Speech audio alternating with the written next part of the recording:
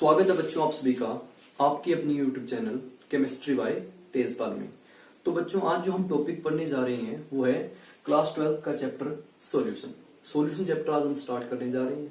सबसे पहले मैं आपको इस चैप्टर की डेफिनेशन बताता हूँ कि सॉल्यूशन होता क्या है। सॉल्यूशन की डेफिनेशन के बाद इसके कुछ एग्जांपल बताता हूँ आपको, आपकी डेली लाइफ के वो एग्जांपल जिसमें आप सॉल्यूशन के बारे में पढ़ते हो। तो सबसे पहले देखिए बच्चों, डेफिनेशन मैंने क्या लिखे यहाँ पे, सॉल्यूशन जो है वो होमोजीनियस मिक्सचर होता है ऑफ टू और मोर कंपोनेंट, जिसके अंदर दो कंपोनेंट भी हो सकती हैं और दो से ज्यादा कंपोनेंट भी हो सकती हैं। हुज कंपोजिशन मतलब उनकी जो कंपोजिशन मतलब आपने कितनी उसके अमाउंट ली है, कैन बी वेरिड वो बदल सकती है, हम चेंज कर सकते हैं अप टू सर्टेन लिमिट, कुछ लिमिट तक। ठीक है, तो सॉल्यूशन आपका होमोजीनियस मिक्सचर होता है जिसमें दो कंपोनेंट भी हो सकती हैं और दो से ज्यादा कंपोनेंट भी हो सकती हैं, और उन कंपोनेंट की जो आपने कंपोजिशन ली है, जो आपने अमाउंट ली है, यहाँ पे मैं लिख रहा हूं कंपोजिशन या अमाउंट, कैन बी वेरिड वो चेंज की जा सकती है अप टू सर्टेन लिमिट, कुछ लिमिट तक, उसको बोलते हैं सॉल्यूशन। अब यहाँ पे मैंने कुछ वर्ड यूज किए, उनका मतलब बताता हूँ आपको मैं। होमोजीनियस मिक्सचर क्या होता है? होमो मीन सेम, जीनियस यानी जिनकी कंपोजिशन थ्रू आउट सेम रहती है। मान लेते हैं आपने यहाँ पे कोई मिक्सर लिया है, ये मान लेते हैं आपने कोई मिक्सर ले लिया। अब इसको आप होमोजीनियस मिक्सर कब बोलोगे? जब यहाँ पे जो आपकी अमाउंट है, मान लेते हैं आपने वाटर लिया हुआ, उसके अंदर आपने शुगर डिसोल्व कर ली, अच्छे से आपने डिसोल्व कर रखा है, तो जो इस सॉल्यूशन के अंदर शुगर की अमाउंट ऊपर मिलेगी, वही शुगर की अमाउंट यहाँ नीचे वाले पोर्शन के अंदर मिलनी चाहिए। मतलब जिस भी मिक्सचर के अंदर आपकी शुगर की अमाउंट या किसी भी सब्सटेंस की अमाउंट सेम रहती है पूरे के पूरे सॉल्यूशन के अंदर या पूरे के पूरे मिक्सचर के अंदर, उसको बोलते हैं होमोजीनियस मिक्सचर। तो मोस्ट इंपोर्टेंट पॉइंट क्या है, सॉल्यूशन हमेशा होमोजीनियस मिक्सचर होता है। मतलब पूरे के पूरे मिक्सचर के अंदर जो भी आपकी अमाउंट है, जो भी आपने सब्सटेंस लिए हैं, वो अच्छे से घुले हुए मिलेंगे आपको, अच्छे से डिसोल्व करना आपको। ठीक है, उसको बोलते हैं होमोजीनियस मिक्सचर, जिसके अंदर आपके दो कंपोनेंट भी हो सकते हैं। अब देखो मैंने वर्ड यूज किया यहाँ पे कंपोनेंट्स। कंपोनेंट्स का क्या मतलब है?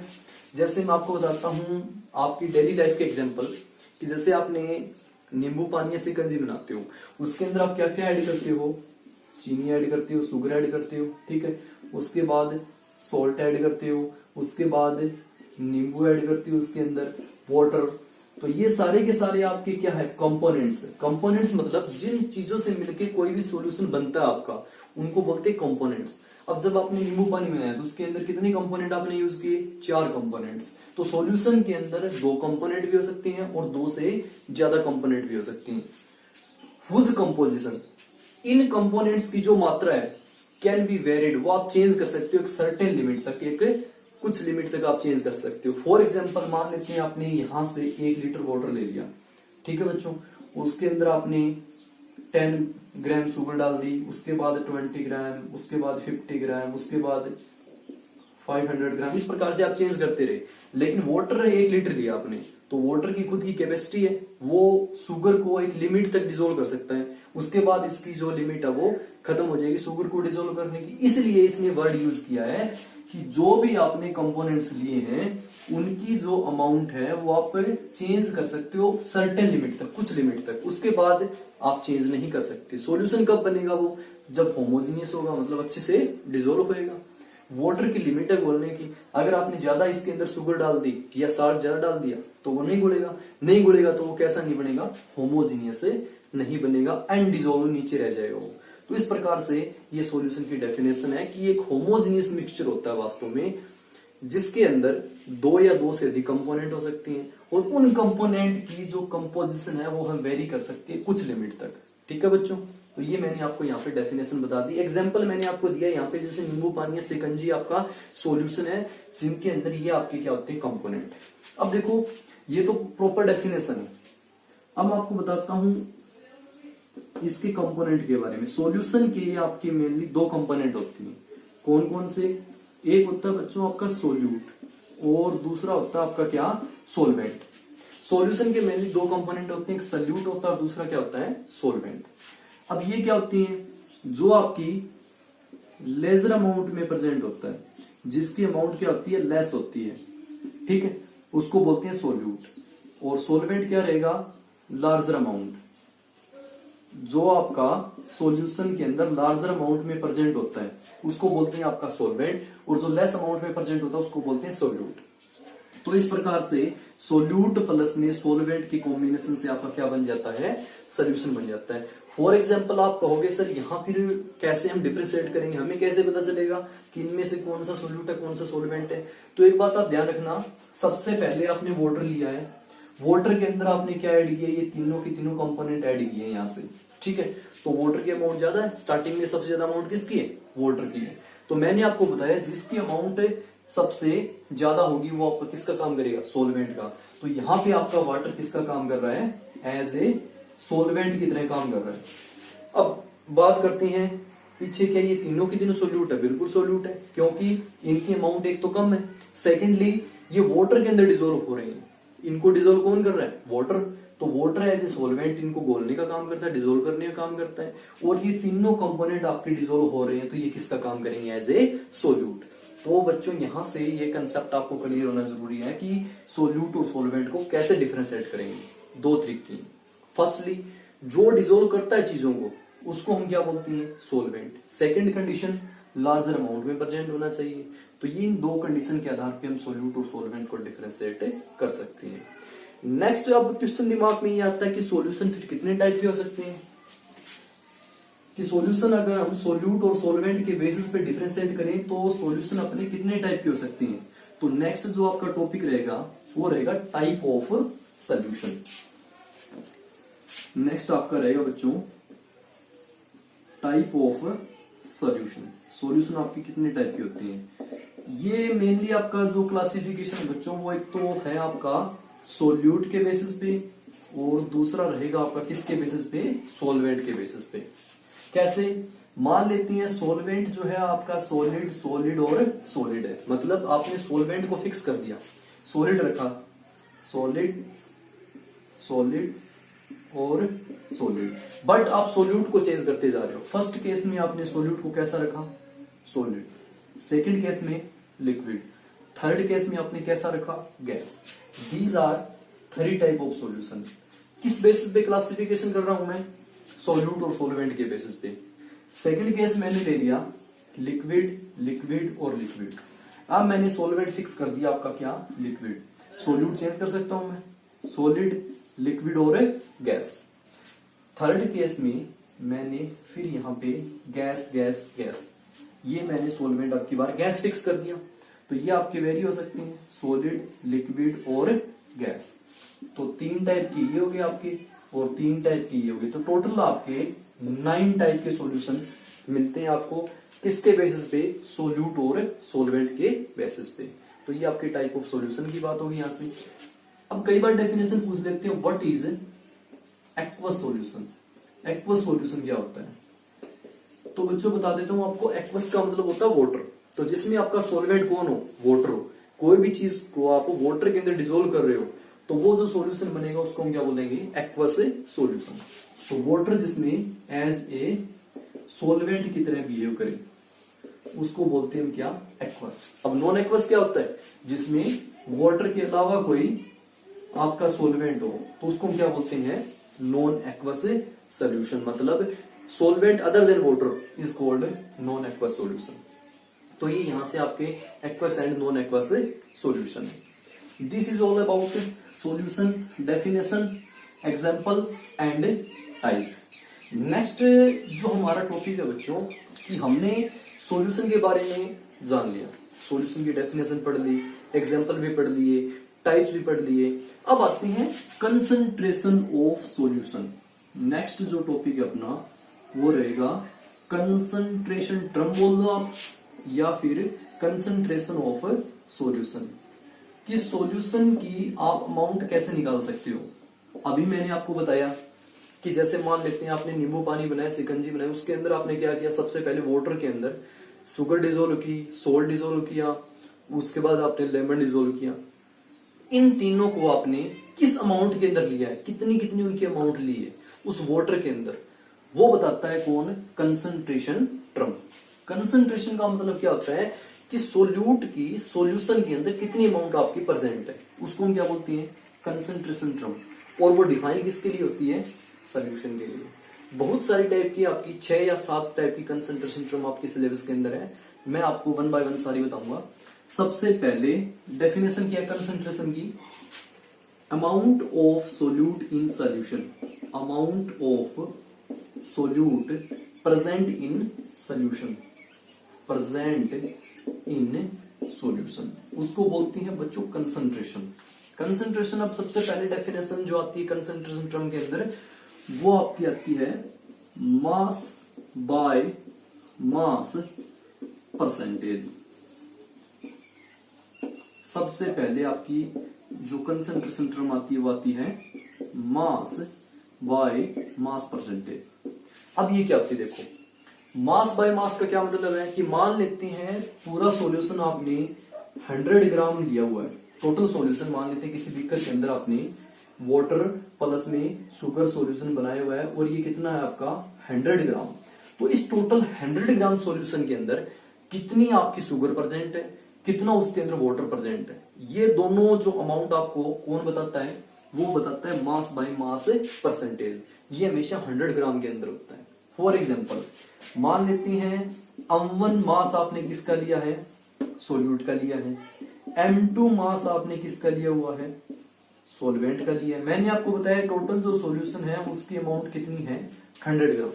अब आपसे कोई पूछ ले what is the percentage of mass present in the solution of solute, कि सोल्यूट जो है वो सॉल्यूशन के अंदर आपका कितना परसेंट प्रेजेंट है वो बताना आपको।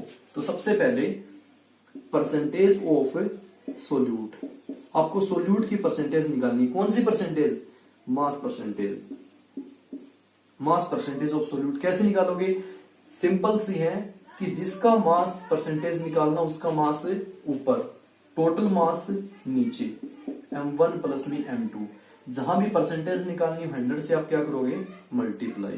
तो ये आपका बहुत सिंपल सा एक फॉर्मूला बन गया। यहां से मास परसेंटेज क्या होता है कि सॉल्यूशन के अंदर आपके दो कंपोनेंट है, सोल्यूट और सोलवेंट, इनकी कितनी मास परसेंटेज प्रेजेंट है उसको बोलती है मास बाय मास परसेंटेज। कैसे निकालते हैं, जिसकी मास परसेंटेज निकालनी उसका मास ऊपर, टोटल मास कहां नीचे, 100 से मल्टीप्लाई करते हैं।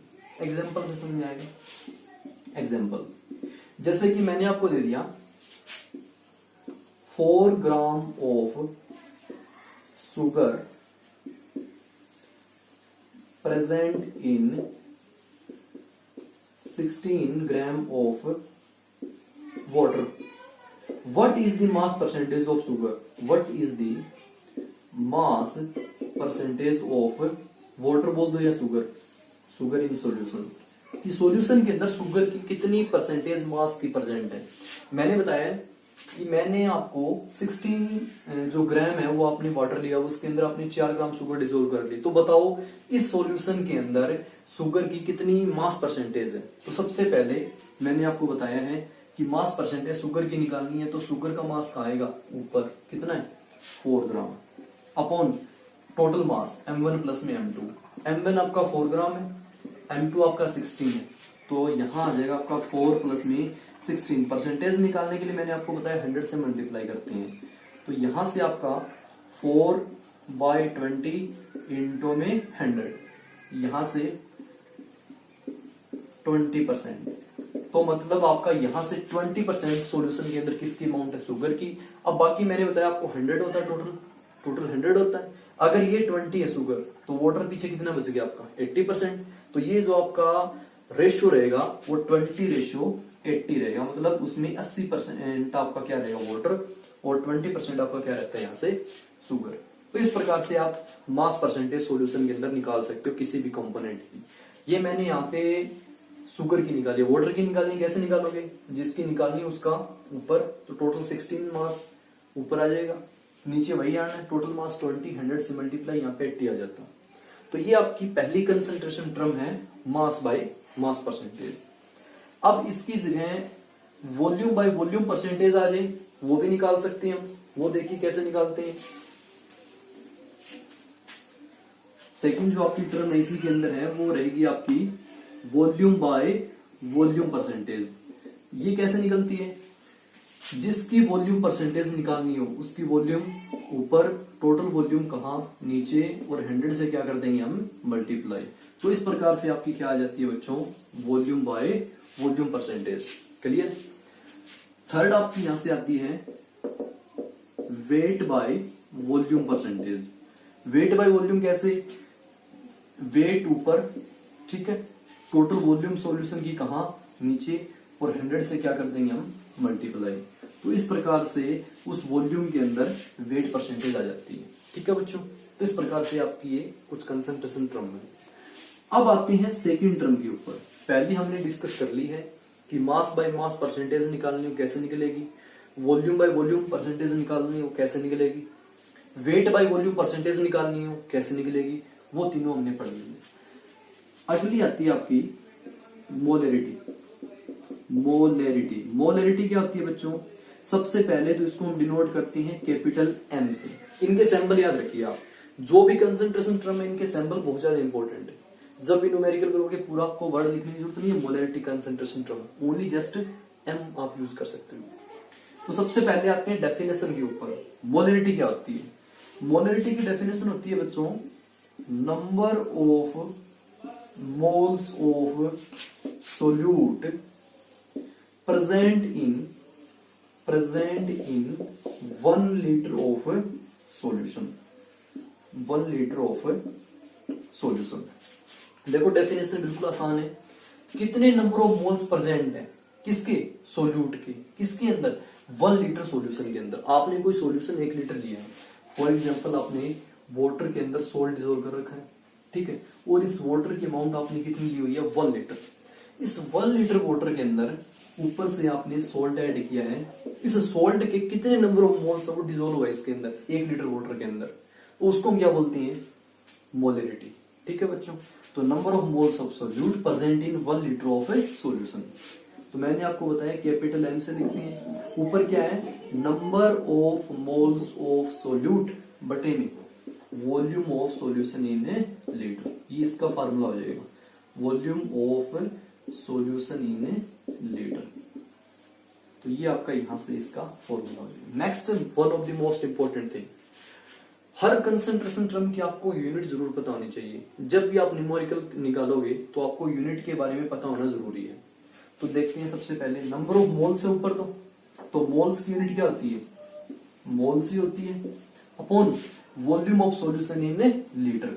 तो नीचे वॉल्यूम जो है वो किस में, आपकी लीटर में है। तो यहां से आपकी कंसंट्रेशन टर्म की यूनिट आ जाएगी मोल्स पर लीटर। जो भी आपकी मोलरिटी है उसकी यूनिट क्या आ जाती है, आपकी मोल्स पर लीटर। अब मैं आपको इसके ऊपर एक न्यूमेरिकल बताता हूं जिससे आपको डेफिनेशन क्लियर हो जाती है। कंसंट्रेशन टर्म आपको जब तक नहीं आएगी जब तक आपको न्यूमेरिकल नहीं आते, न्यूमेरिकल से ही कंसेप्ट क्लियर होते हैं। अब मैं आपको न्यूमेरिकल बताता हूं इसके ऊपर। आपको गिवन है कि 5 ग्राम NaOH is present in 500 ml of solution. What is the molarity of the solution? What is the molarity of the solution? Solution की बच्चों आपको मोलरिटी पता करनी है। गिवन क्या आपको कि 5 ग्राम सोडियम हाइड्रोक्साइड आपने डिसोल्व कर रखा है किसके अंदर, 500 ml ऑफ सॉल्यूशन के अंदर। कोई भी गिवन सॉल्यूशन है, ठीक है, तो बताओ मोलरिटी सॉल्यूशन की कितनी होगी। करते हैं सोल्व इसको। सबसे पहले आप फॉर्मूला लिखो। मोलरिटी मैंने आपको अभी बताया, फॉर्मूला क्या होता है, number of moles of solute के तो कहांगे बच्चों ऊपर, अपॉन में volume of solution in litre. अब volume of solution in litre. अब ध्यान से देखिए आपको क्या दे रखा है न्यूमेरिकल के अंदर कि 5 ग्राम NaOH प्रेजेंट है। आप कहोगे सर हमें तो नंबर ऑफ मोल्स नहीं गिवन है, कैसे निकालेंगे, कैसे वैल्यू पुट करेंगे।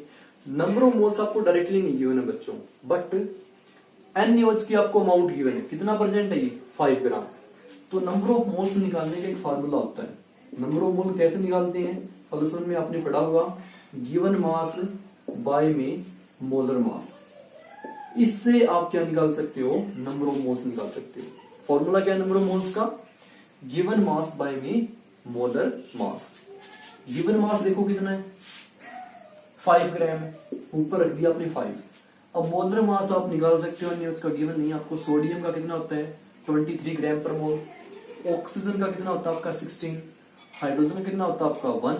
तो यहां से आप इसको काउंट करोगे तो लगभग ही आपका आ जाएगा 40 आ जाएगा। यहाँ से आप 40 यहाँ पे पुट कर दीजिए। तो ये आपके आ जाते हैं यहाँ से क्या, number of moles. Number of moles आपने फाइंड आउट कर दिए बच्चों यहाँ से। अब नंबर ऑफ मोल्स निकालने के बाद आप वैल्यू पुट करिए यहाँ पे, सोल्यूट के नंबर ऑफ मोल्स आपने निकाल लिए 40, ठीक है। अब आती है नीचे क्या, volume of solution in litre. देखो कितनी वॉल्यूम दी हुई है, लीटर में तो नहीं है, मिलीलीटर के अंदर है, कितनी है 500। तो हम लिख देंगे यहाँ पे 500, बट अपने को लीटर में चाहिए, मिलीलीटर में। क्या करेंगे, 1000 से मल्टीप्लाई। मिलीलीटर को लीटर में कन्वर्ट करने का तरीका क्या होता है कि 1000 से आप क्या कर दीजिए, डिवाइड कर दीजिए। अब इसको आपको सोल्व करना है यहाँ से, 40 100 1000 बाई 500। यहां से ये कट जाएगा, कितना आ जाएगा 21 बाई 4, यानी अप्रोक्सीमेट 0.2 आ जाएगा।